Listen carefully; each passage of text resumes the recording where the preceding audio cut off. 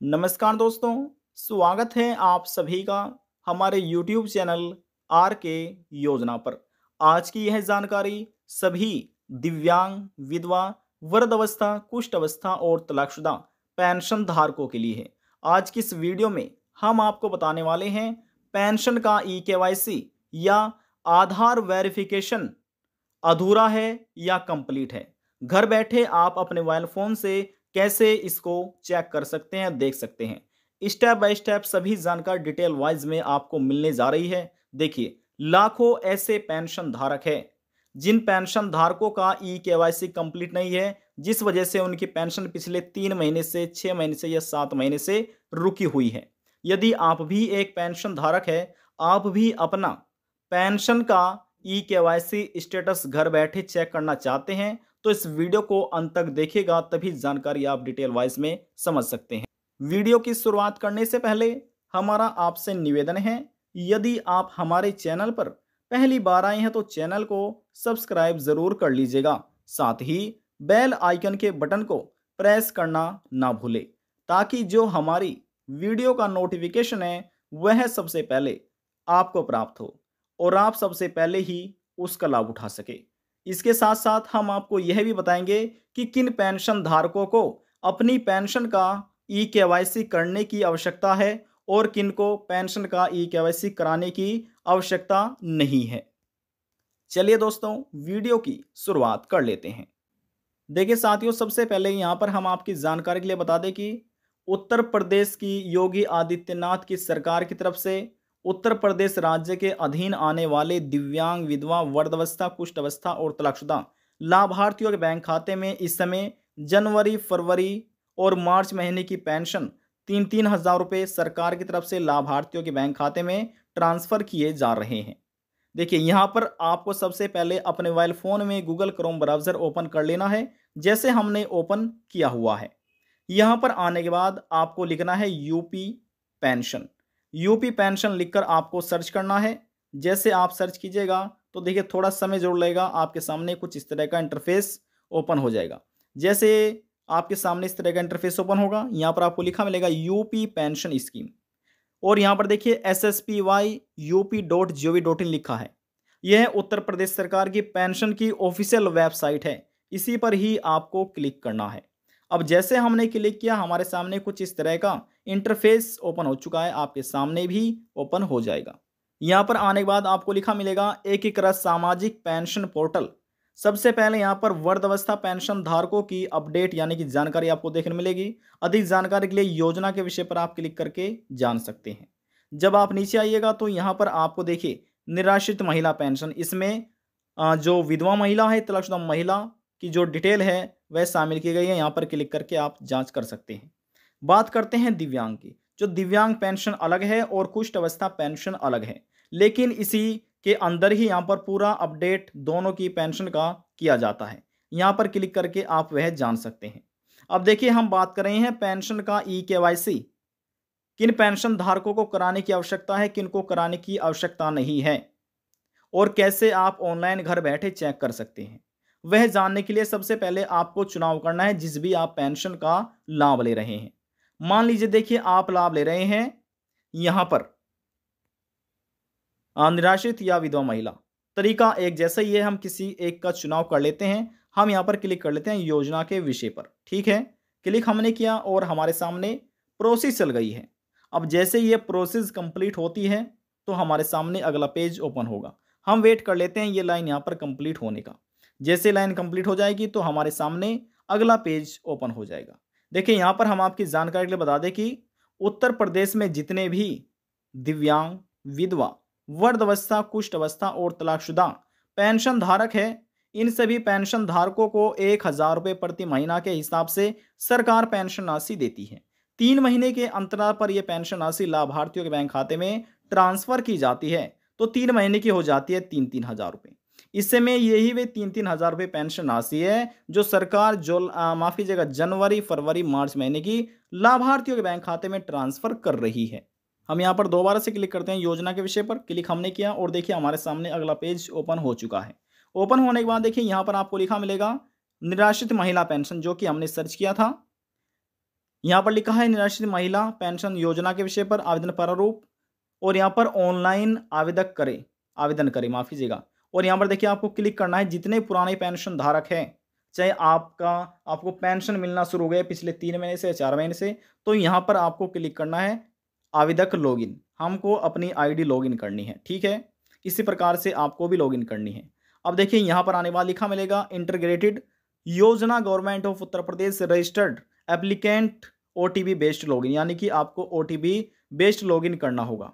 सबसे पहले देखिए यहाँ पर कुछ पॉइंट बताए गए हैं, इंपॉर्टेंट लिंक है जिसमें आपको बताते हैं। देखिए यहाँ पर बताया गया है, यदि आवेदक अपना रजिस्ट्रेशन संख्या भूल गए हैं तो यहाँ पर क्लिक करके आप जान सकते हैं। यदि आवेदक अपना मोबाइल नंबर भूल गए हैं तो यहाँ पर क्लिक करके जान सकते हैं। यदि आवेदक अपना खाता संख्या भूल गए हैं तो यहाँ पर क्लिक करके वह भी पता कर सकते हैं। पहले से रजिस्टर्ड आवेदक अपना मोबाइल नंबर अपडेट करने के लिए यहाँ पर क्लिक करें। देखिए बहुत से ऐसे पेंशन धारक हैं, उनको जो उनका पुराना मोबाइल नंबर था पेंशन में लगा हुआ था, वह मोबाइल नंबर खो गया है, मालूम ही नहीं अब कौन सा नंबर लिंक था। तो ऐसे सभी पेंशन धारकों को यहाँ पर क्लिक करके वह अपना नया मोबाइल नंबर भी अपडेट कर सकते हैं। अपना नया मोबाइल नंबर आप यहाँ से ही लिंक कर सकते हैं, ठीक है। इतना जानकारी आपको समझ आ गई होगी।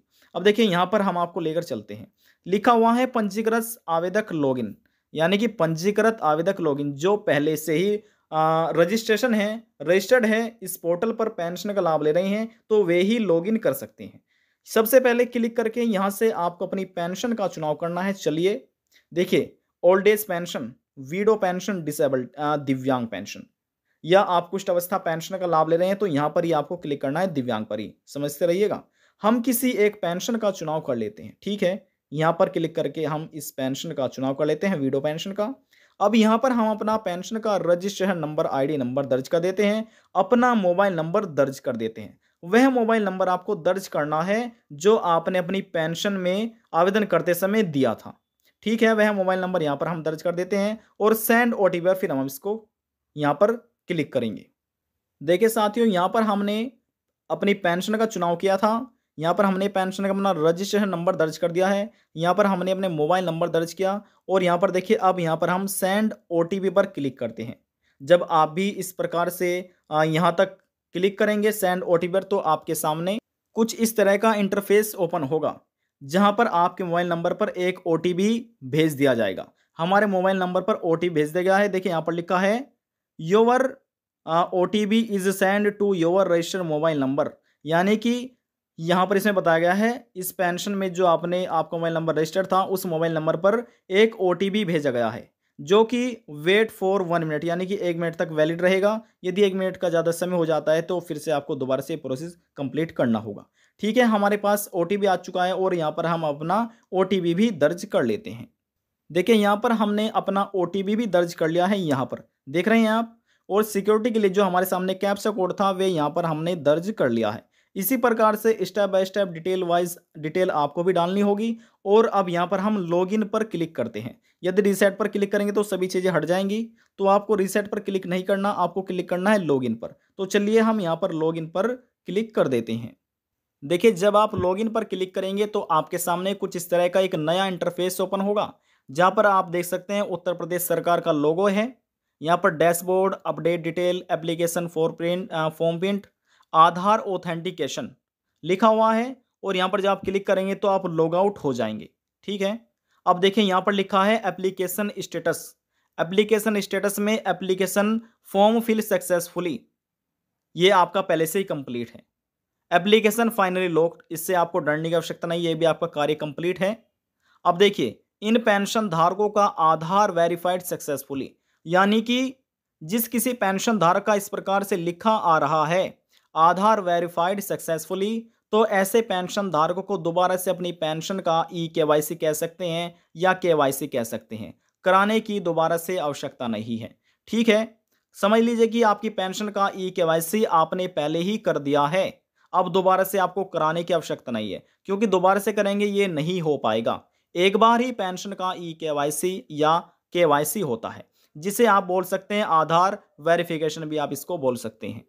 अब देखिए नीचे लिए चलते हैं, ये तो इंग्लिश में था। और यहाँ पर देखिए लिखा है आवेदक डैशबोर्ड। अब यहाँ पर आवेदक का कुछ पर्सनल इन्फॉर्मेशन होती है पेंशन धारक की, जैसे कि किस पेंशन का लाभ ले रहे हैं। पेंशन स्कीम है window pension online. Pension registration number यहाँ पर हमने हाइड किया हुआ है।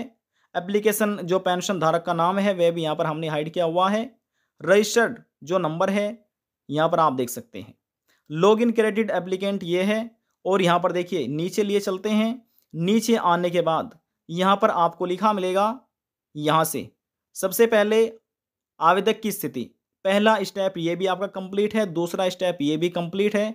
और यहाँ पर देखिए स्टेप थर्ड, आधार वेरीफाइड सक्सेसफुली। जिस भी किसी पेंशन धारक का इस प्रकार से तीसरा स्टेटस में लिखा मिलेगा, ऐसे किसी पेंशन धारक को दोबारा से पेंशन का ई-केवाईसी कराने की आवश्यकता नहीं है। उनका पहले से ही पेंशन का ई-केवाईसी कंप्लीट हो चुका है। पेंशन का पहले से ही केवाईसी कंप्लीट है, आधार वेरिफिकेशन पहले ही हो चुका है, लेकिन फिर भी पेंशन नहीं आ रही, तो समझ लीजिए कि कहीं ना कहीं आपके पेंशन आवेदन फॉर्म में गलतियां हैं। ये आप चेक कर सकते हैं। ठीक है, इतना आपको समझ आ चुका है। तो देखिए ये तो जानकारी थी कि कैसे आप घर बैठे अपने मोबाइल फ़ोन से देख सकते हैं कि किन पेंशन धारकों का पेंशन का ई-केवाईसी कंप्लीट है या अधूरा है। आपका पेंशन का केवाईसी कंप्लीट है या अधूरा है, इतने आपने समझ लिया। अब बात करते हैं कि किन पेंशन धारकों को अपनी पेंशन का ई-केवाईसी कराने की आवश्यकता है, पेंशन का आधार वेरिफिकेशन कराने की आवश्यकता है। तो चलिए वह स्टेटस भी हम यहाँ पर आपको दिखा देते हैं। देखिए साथियों, यहाँ पर लिखा हुआ है आवेदक की स्थिति। इनका पहला स्टेप कंप्लीट है, एप्लीकेशन फॉर्म फिल्ड सक्सेसफुली, ये कंप्लीट हो चुका है। दूसरा स्टेप भी कंप्लीट है, लेकिन स्टेप जो थर्ड है इसमें लिखा है application pending for Aadhaar verification.